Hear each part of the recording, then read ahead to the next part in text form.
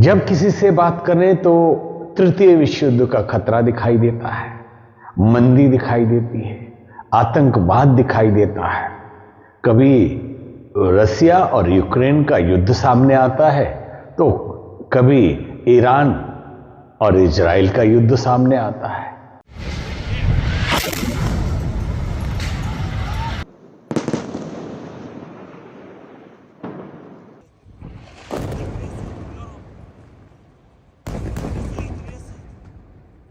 परिस्थितियां सचमुच ऐसी प्रतीत होती हैं कि युद्ध हो ही जाएगा।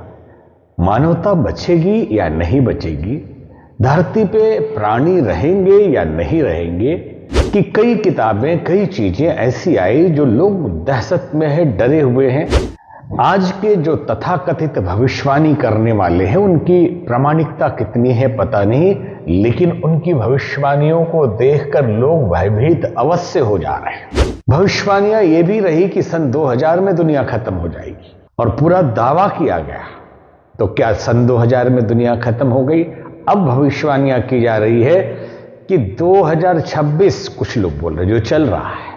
हमारा साधुओं का, संतों का, उपदेशकों का कर्तव्य है कि जनमानस को उचित चीजों से अवगत कराएं और डरने न दें। कि कभी जिस भारत में सनातन धर्म का नाम लेने पे भी संकीर्णता मानी जाती थी, अपने को हिंदू कहने पे तथाकथित आधुनिक और मॉडर्न लोग इन्फिनिटी कॉम्प्लेक्स से ग्रसित हो जाते थे।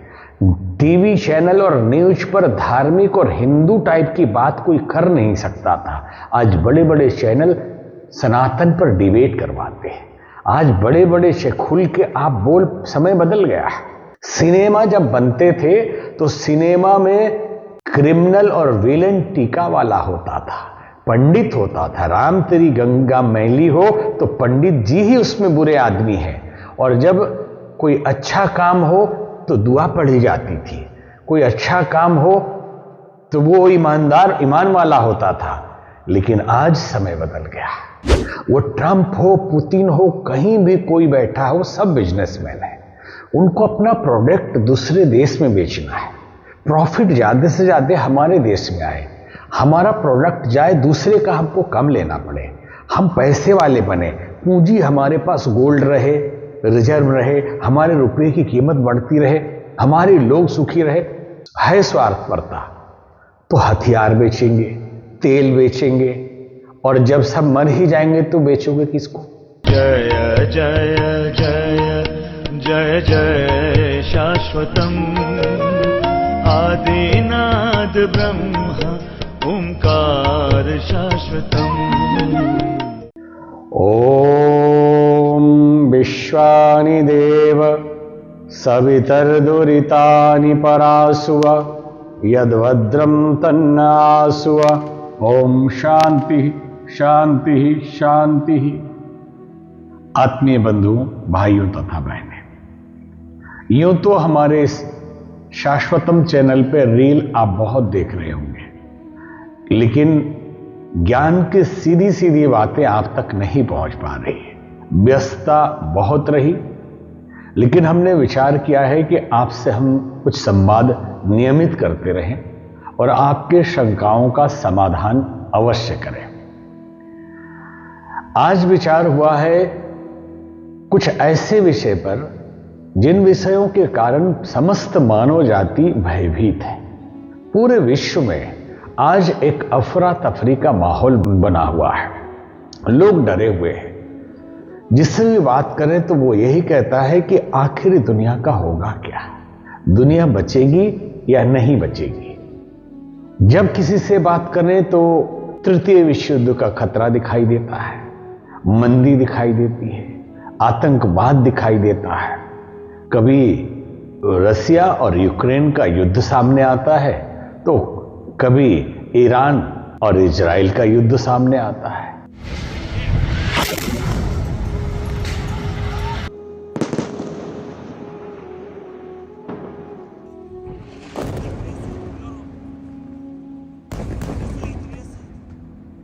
परिस्थितियां सचमुच ऐसी प्रतीत होती हैं कि युद्ध हो ही जाएगा। मानवता बचेगी या नहीं बचेगी, धरती पे प्राणी रहेंगे या नहीं रहेंगे, जीवों का और मनुष्यों का भविष्य क्या होगा। और ऐसी परिस्थिति में अगर कोई आपको और भी भयभीत करने लगे, कुछ उदाहरण देने लगे कि दुनिया खत्म होने वाली है, दुनिया नष्ट होने वाली है, ऊहापोह, असमंजस, कोई कहता है कि कल के अवतार आ रहे हैं, कोई कहता है कि धर्म की हानि हो रही है, कोई कहता है धर्म की रक्षा करनी है। नई नई पुस्तकें जो पुरानी है, जो उभर के आ रही हैं आज के पॉडकास्ट के जमाने में, जहां मीडिया सीमित था, दूरदर्शन हुआ करता था, तो समाचार में सूचनाएं मिलती थी, आदमी शांति से जीते थे।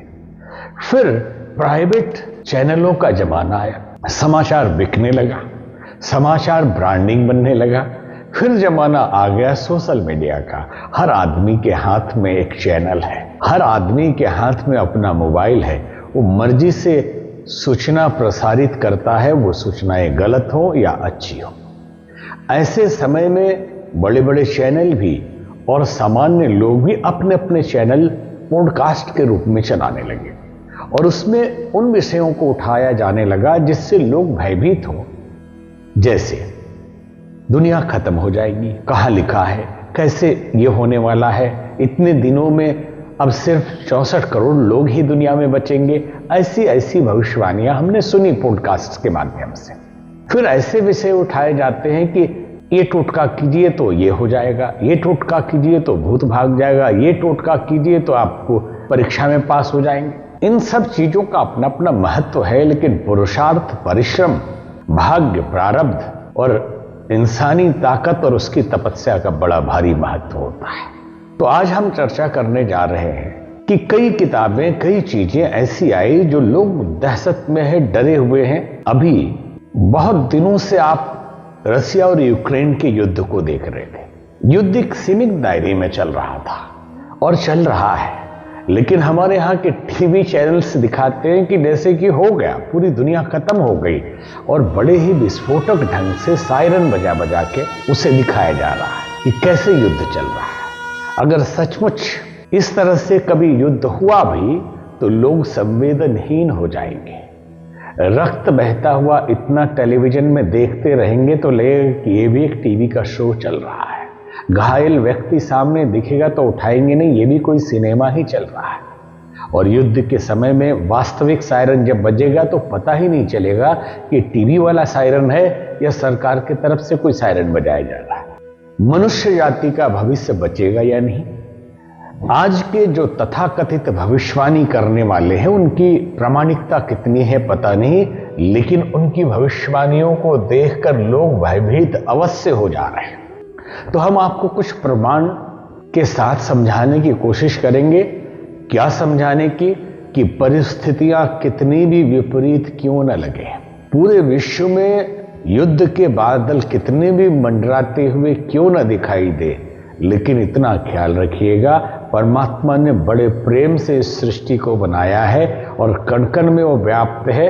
हिमालय की ऋषि सत्ता, हिमालय के सारे ऋषि और सूक्ष्म शरीरधारी देवताओं की शक्ति इन असुरों के विनाश के लिए काफी है। हमेशा से ये होता रहा है देवासुर संग्राम। कैसी भी परिस्थिति आ जाए, ये जो 21वीं सदी है उज्जवल भविष्य लेके आ रही है, आ गई है, भयभीत नहीं होना है। एक उदाहरण देके हम आगे आपको प्रमाणित करेंगे कि इन तथाकथित भविष्यवाणियों की सत्यता कितनी है मालूम नहीं, लेकिन उनकी भविष्यवाणियां भी आप सुने, जिनकी भविष्यवाणियां लगभग 100% न भी बोले तो 90% तो सत्य हुई है। नजरुल नाम के एक कवि हुए बंगाल में, संभवतः बाद में बांग्लादेश चले गए, वहां देहांत हुआ। आसनसोल के आगे बर्धमान, दुर्गापुर के आसपास उनका जन्म रहा। उनके कवि बड़े कवि हुए हैं और उनकी कविता की 2-4 लाइन हम आपको बंगला में सुना रहे, यहीं से इस बात की शुरुआत करते हैं। इन विपरीत परिस्थितियों को देखकर नजरुल ने लिखा था, मां भया, डरो मत, ए तो दिन बुझिया जागिलो भारतेर प्राण। इतने दिन सोने के पश्चात भारत का प्राण जाग गया है। सौजीव होइया उठिया छे शौशान गौरस्थान। शमशान और मंदिर दोनों जागृत हो गए। उठिया छे हलाहल उठवे अमृत देरी नाई आर। हलाहल विष ऊपर आ गया है। समुद्र मंथन में जैसे 14 रत्न निकले तो आखिरी में सारे रत्नों के पश्चात पहले विष ऊपर आया, फिर अमृत आया। तो विपरीत परिस्थितियां, विकृत मनस्थिति, आपसी भेदभाव, ईर्ष्या, द्वेष, लड़ाइयां, ये वो विष है, आखिरी चरण है बुराइयों के नाश का। अमृत आएगा, इसलिए आप भयभीत ना हो। हमारा साधुओं का, संतों का, उपदेशकों का कर्तव्य है कि जनमानस को उचित चीजों से अवगत कराएं और डरने न दें। हमारे गुरुदेव ने कहा था, सन 90 की बात है, एक डाक टिकट जैसा जारी कराया और लिखा था 21वीं सदी उज्जवल भविष्य है, 21st सेंचुरी ब्राइट फ्यूचर है। चाहे परिस्थितियां कैसी भी हो जाए, क्योंकि हिमालय की सत्ता, हिमालय में बैठे हुए दिव्य शरीरधारी, वो सब ब्रह्मांड की चेतना को परिवर्तित करने में लगे हुए हैं। दुनिया बदलने वाली है। अब आपको एक एक भविष्यवक्ता की संक्षिप्त भविष्यवाणी से विश्वास दिलाते हैं कि कैसे 21वीं सदी जिसमें हम जी रहे हैं, ये उज्जवल भविष्य लेके आ रहा है। पहले तो ये समझें कि भविष्य मालिका अथवा अन्य ग्रंथों का हवाला देके जो लोग डरा रहे हैं, उनसे हमारा प्रश्न ये है कि बेबीलोन के शिलालेख, माया कैलेंडर, क्या ये 100% सत्य वाली भविष्यवाणियां नहीं थी? सन 2012 के पहले लोग कितने भयभीत थे कि दुनिया 2012 में तो समाप्त होने ही वाली है। और इसी पर हॉलीवुड ने एक फिल्म बनाई जिसका नाम रखा 2012 और पूरा दिखाया कि खत्म हो गया। क्या दुनिया 2012 में खत्म हो गई? खत्म हुई तो नहीं, लेकिन बहुत लोग डरे सहमे रहे, जिसके कारण न जाने कितनी बीमारियां हो गई और न जाने कितने लोग भयभीत होकर मर गए। भविष्यवाणियां ये भी रही कि सन 2000 में दुनिया खत्म हो जाएगी और पूरा दावा किया गया। तो क्या सन 2000 में दुनिया खत्म हो गई? अब भविष्यवाणियां की जा रही है कि 2026 कुछ लोग बोल रहे, जो चल रहा है, क्योंकि जिन भविष्यवक्ताओं ने तथाकथित में अपने को चमकाने के लिए पॉडकास्ट पे जाके ऐसी बातें की, उनकी कितनी भविष्यवाणियां सत्य है मालूम नहीं। कुछ ने 2026 कहा, कुछ तो कहते हैं कि 28 और कुछ 32 में सारी जनसंख्या खत्म हो जाएगी, पूरे दुनिया में 68 करोड़ लोग ही बचेंगे। हम दावा करते हैं आपसे कि निश्चिंत रहिए, ये मरणशील संसार है, मृत्यु लोक है, यहां कोई अमर होके नहीं आया है। जनसंख्या का संतुलन व्यवहारिक बात है, बना ही रहता है। लाखों लोग रोज हॉस्पिटल में मरते हैं, लाखों लोग रोज एक्सीडेंट से मरते हैं, लाखों लोग रोज आत्महत्या करते हैं, लाखों लोग रोज शराब पी के किडनी लीवर खराब कर रहे हैं, बहुत लोगों का ब्रेन हेमरेज। ये प्रक्रिया है दुनिया के कि हम शाश्वत सनातन हैं, दिव्य है, ईश्वर के अंश है, हम कभी मरते नहीं। दुनिया में जो आया है वो जाएगा, समय से जाएगा, सबका समय है। पूरी दुनिया कभी खत्म नहीं होती। आप कहेंगे दुनिया खत्म हुई तो युग बदला। आप पिछले युगों को अगर आप देखेंगे तो युद्ध होते रहे। भगवान राम रावण का युद्ध हुआ, महाभारत का युद्ध हुआ, ऐसे युद्ध होते रहे, लेकिन दुनिया कभी खत्म हुई नहीं, खत्म हुई। कोरोना आया, आंकड़ा दिया गया कि 10 लाख लोग मर गए कोरोना में। इतना बड़ा हादसा निश्चित ही दुखद है। 10 लाख लोगों का मरना भी कोई उचित नहीं है, लेकिन क्या लोग इस दुनिया में मरते नहीं? रोज मरते हैं। अगर हम हॉस्पिटल, एक्सीडेंट, सरकारी आंकड़े, बीमारियां, इन सब का अगर आंकड़ा निकालें तो रोज करोड़ों में चला जाएगा। टीबी से मरने वाले लोगों की संख्या भारत सरकार के हिसाब से 10 लाख है प्रति वर्ष। ये आंकड़ा है। न जाने कितने लोग को पता ही नहीं कि इनको टीबी है और वो मर गए, तो आंकड़ा तो रिकॉर्ड में आया नहीं। और टोटल 10 लाख कोरोना में मरे और हम परेशान हो गए। ये मृत्यु लोग है, लोग मरते हैं, दुनिया खत्म नहीं होती। युग परिवर्तन जो होता है, आप सतयुग के बाद त्रेता, द्वापर, कलयुग, ये अवस्थाओं का नाम है। परिस्थितियां, इसलिए अलग अलग श्लोक आए हैं। कहा गया है कि जब सोते रहते हैं उसको कलयुग कहा जाता है, जब उठ के बैठ जाते हैं तो द्वापर कहा जाता है, जब चलने लगते हैं तो त्रेता कहा जाता है, जब सुव्यवस्थित ढंग से जागृत आप हो जाते हैं, उस स्तर पे चेतना पहुंच जाती है तो सतयुग कहा जाता है। तो इसको हम मनुष्य जीवन के आंतरिक चेतना की अवस्था से भी मान सकते हैं और सामाजिक व्यवस्था के परिवर्तन से भी मान सकते हैं। तो कहीं दुनिया खत्म तो हुई नहीं, लोग प्रलय हुआ। प्रलय शब्द को समझ के भगवान शिव को बड़ा ही क्रूर भयानक ऐसा लोगों ने मान लिया। अरे वो भोले भंडारी है। दुनिया की, विश्व ब्रह्मांड की, परमाणु की गति जो चलती है, ऊर्जा अपना रूप परिवर्तन जब करती है इस दुनिया में, क्योंकि ऊर्जा ही तो परमात्मा शक्ति है, तो उसी को लय कहते हैं और उसी को प्रलय कहते हैं। लय में चल रही है तो एक अवस्था है, और विशेष लय में जब आती है तो प्रलय है, और फिर दूसरे रूप में परिवर्तित हो जाती है। नष्ट कहां होती है? दुनिया कभी नष्ट नहीं होती, कभी दुनिया नष्ट नहीं हुई है।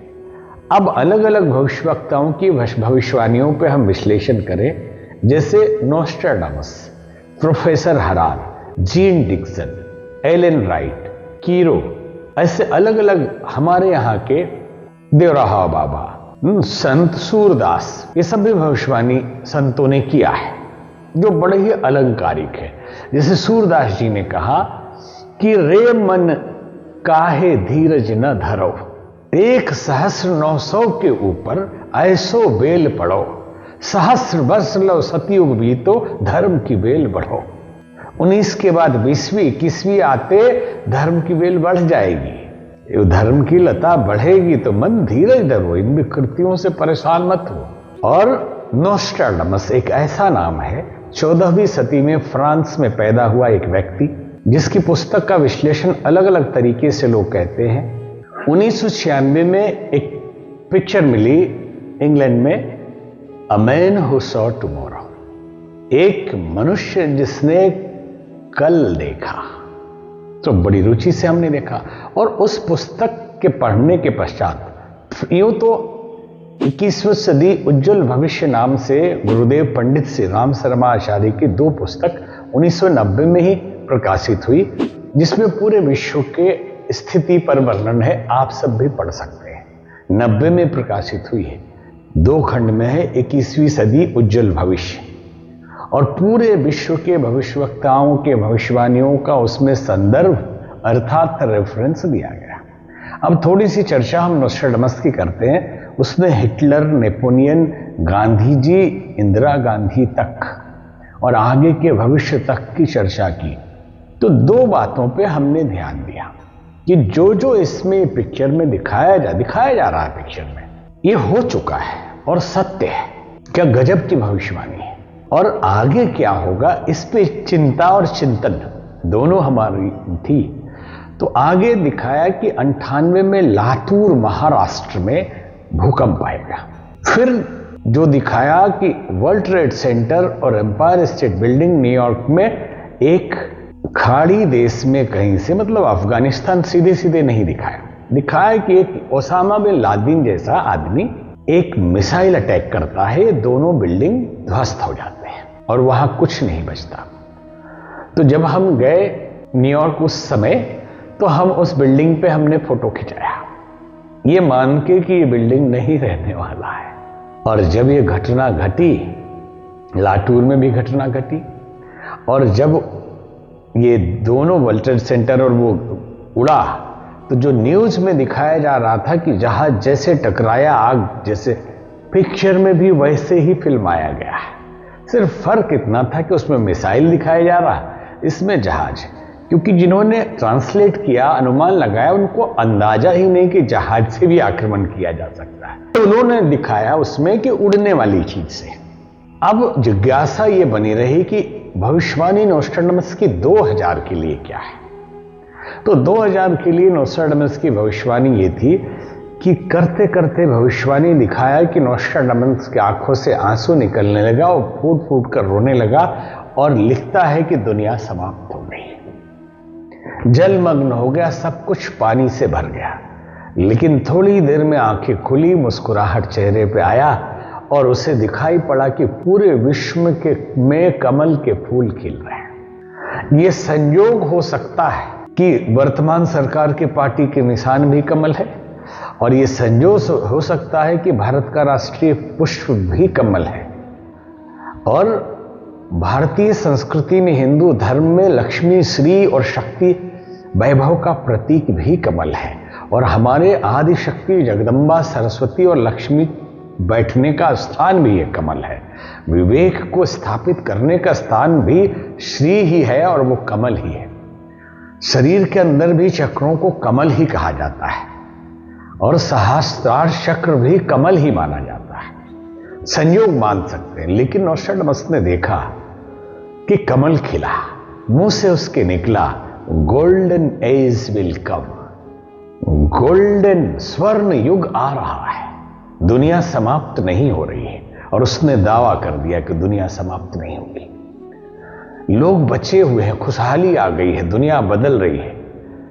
और हमारे गुरुदेव वेदमूर्ति तपोनिष्ठ पंडित श्री राम शर्माचार्य जी ने, सन्यास के गुरु तो पूज्य श्रीमन महंत हरिहरानंद सरस्वती जी महाराज जूना अखाड़े के हैं, लेकिन हमारे मूल गुरु बाल्यकाल से जिनके सहारे जिंदगी शुरू हुई और चल रही है, जिनके आदेश निर्देश में, उन्होंने भविष्यवाणी की और कहा कि कुछ भी हो जाए दुनिया नहीं खत्म होगी। कि हम भरोसा दिलाने आए हैं। ये पूरा अभियान, ये संस्था नहीं है, ये एक योजना है, जिस नाम ये युग निर्माण योजना। और योजना थोड़े दिन के लिए होती है, अभियान भी थोड़े दिन के लिए होता है, संगठन चलते रहते हैं।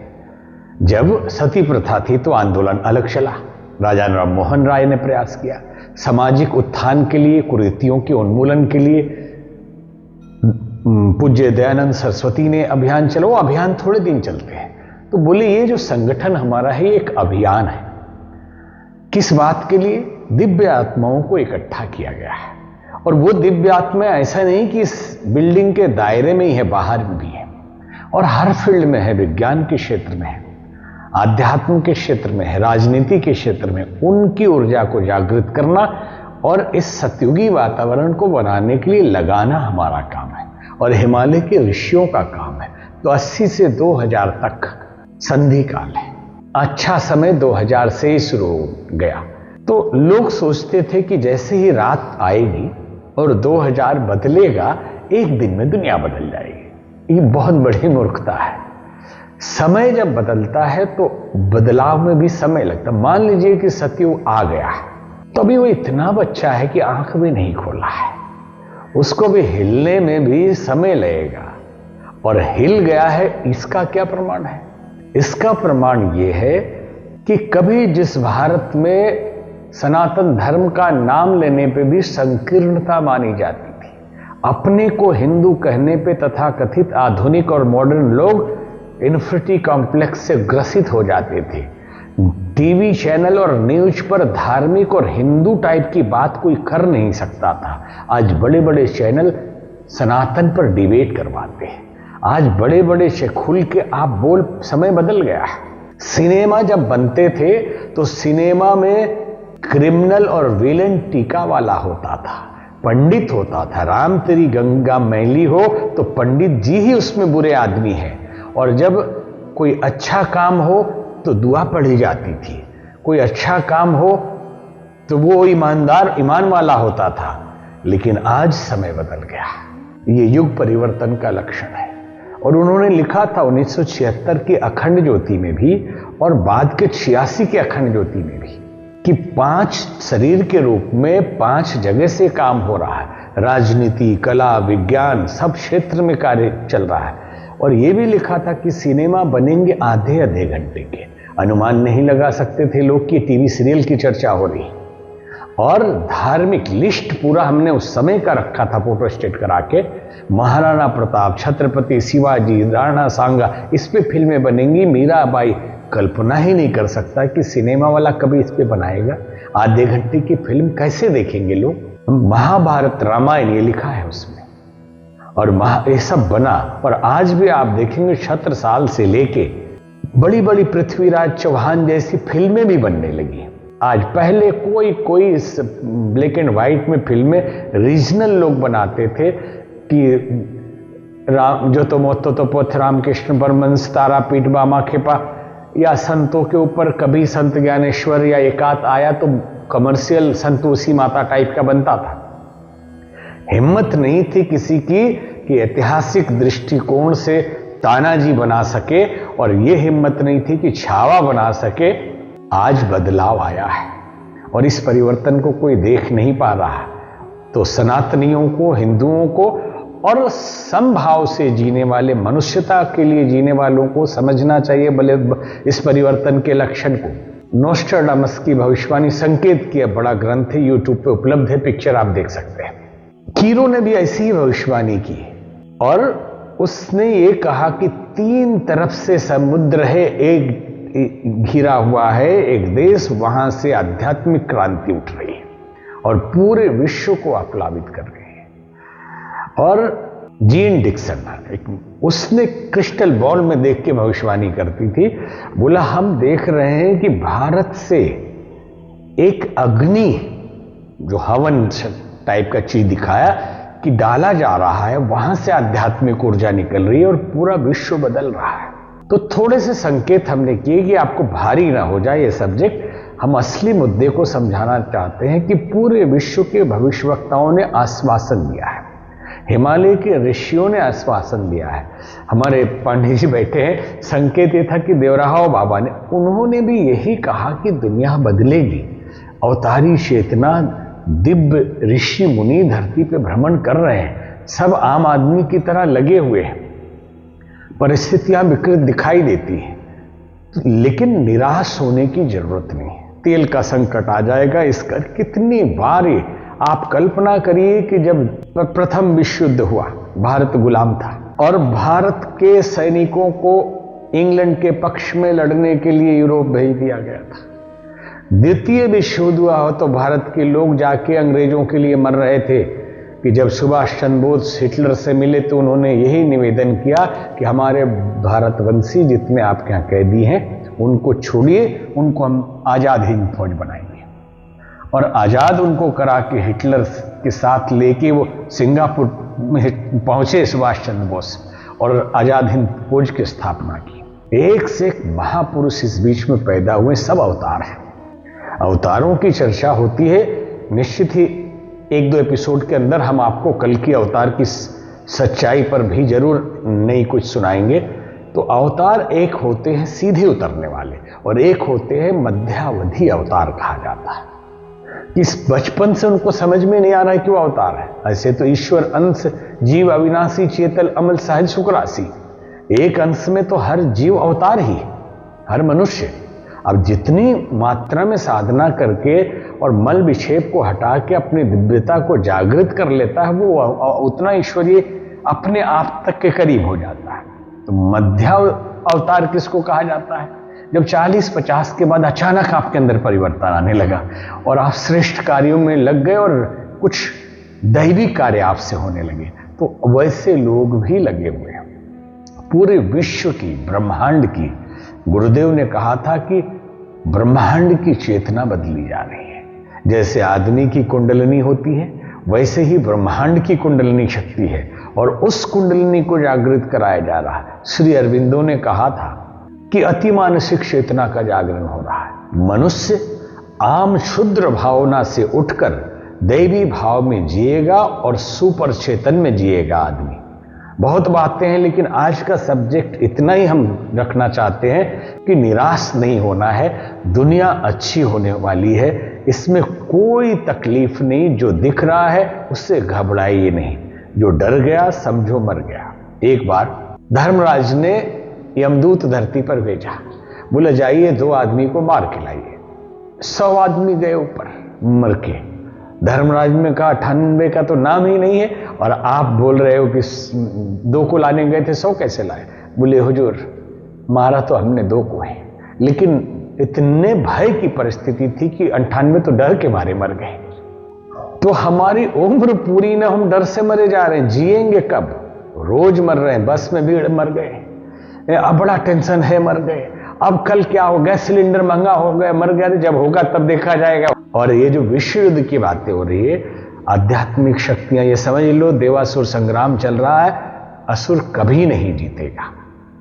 और ये जो समय है, हमेशा से शासन तंत्र के कुछ अगुवा होते हैं, तो क्षत्रिय मिजाज वाले लोगों के हाथ में शासन रहा तो आपस में ही लड़ते रहे। एक राजा अपने रिश्तेदार से, दूसरे से हमेशा युद्ध हुआ। आज वैश्विक परिवेश को देखेंगे तो लगता है कि राजा लोग क्षत्रिय मिजाज, वर्ण जाति हम नहीं चर्चा कर रहे हैं, मानसिकता, एग्रेसिव मानसिकता, कब्जा करने की मानसिकता अभी व्यापारियों का राज है भाई। ध्यान से समझ लेना, आप जो सुन रहे हैं, वो ट्रंप हो, पुतिन हो, कहीं भी कोई बैठा हो, सब बिजनेसमैन है। उनको अपना प्रोडक्ट दूसरे देश में बेचना है, प्रॉफिट ज्यादा से ज्यादा हमारे देश में आए, हमारा प्रोडक्ट जाए, दूसरे का हमको कम लेना पड़े, हम पैसे वाले बने, पूंजी हमारे पास गोल्ड रहे, रिजर्व रहे, हमारे रुपये की कीमत बढ़ती रहे, हमारे लोग सुखी रहे। है स्वार्थपरता तो हथियार बेचेंगे, तेल बेचेंगे, और जब सब मर ही जाएंगे तो बेचोगे किसको? इसलिए युद्ध ये करेंगे उतने ही तक जहां तक कि हथियार बिक जाए, फिर साइलेंट करा देंगे कि फिर अब दूसरे जगह लड़वाएंगे कि अब उधर वाले को बेचो। ये आप ध्यान रखिए, बहुत व्यवहारिक बात आपको समझा रहे हैं कि तेल बेचने वाले और छुरी चाकू बंदूक मिसाइल बेचने वाले युद्ध नहीं करते हैं। उनको अपने भी जान की खतरा है, परमाणु युद्ध हुआ तो कोई नहीं बचेगा। ये वो भी बहुत अच्छी तरह जान रहे हैं कि एक मिसाइल का बटन कोई पागल दबाया, पूरी दुनिया खत्म हो जाएगी, तो कोई किसी को दबाने ही नहीं देगा, आखिरी तक जाएगा और फिर से डाउन हो जाएगा। जितने युद्ध हिंदुस्तान पाकिस्तान में लोग बड़े डरे हुए थे, अब क्या होगा, हमारी कथा कैंसिल कर ली इसी, हमने कहा भाई 4 दिन, ये 4 दिन चलेगा, 4 दिन से ज्यादा हो जाए तो आप हमको कह देना। हम आध्यात्मिक रूप से भी देख रहे हैं और व्यवहारिक रूप से भी देख रहे हैं कि भारत अपनी ताकत दिखाएगा केवल, बस संवेदनशील है भारत, और उनकी ताकत समझ में आ जाएगी और वो डरेंगे। बीच में आपस में हो जाएगी, रहने दो, नुकसान दोनों तरफ है। बोलने के लिए बहुत लोगों ने बोला कि क्यों बंद कर दिया ऑपरेशन सिंदूर, भारत को, उसको तो मिट्टी में मिला देना चाहिए था। अरे भाई, नुकसान इधर भी हो रहा था, व्यापार इधर भी चौपट हो रहा था, बॉर्डर पे कश्मीर में बहुत लोग अपने भी मर रहे थे, तो भारत सरकार को भी तो सोचना है कि ठीक है, दाग दिया, एयरपोर्ट इनके उड़ा दिया, दिखा दी शक्ति, अब चुप रहो, नहीं तो नुकसान इधर भी है। युद्ध से किसी का भला नहीं होता है। तो विश्व के समस्त भविष्यवक्ताओं का लिस्ट अभी हम आपको नहीं सुनाने जा रहे, बस आश्वासन इतना है कि आप अपने परिवार में सुखी रहिए, चिंतन बदलिए, चरित्र बदलिए, अपने गांव को सुखी रखिए, अपने देश को सुखी रखिए, पूरे विश्व वसुधा को सुखी करने के चिंतन करिए और मन से भय निकाल दीजिए। फिर आखिरी बार हम कहेंगे कि फिल्मी डायलॉग है ये कि जो डर गया समझो मर गया। इसलिए इस संसार में सुख सुविधा साधन कम रहे या अधिक रहे, बस डर जहां आया कि सारे साधन धरे रह जाएंगे, मुर्दे की तरह जिंदगी जिएंगे हम, और जी रहे हैं लोग कि पैसे की कमी नहीं है, बड़ी बड़ी गाड़ियां, बड़े बड़े बंगले, और दवाई खा के परेशान हैं, डिप्रेशन में परेशान हैं। डरे हो, किस बात से डरे हुए हैं? उन्हें डर लगता है। अरे किस बात का डर है भाई?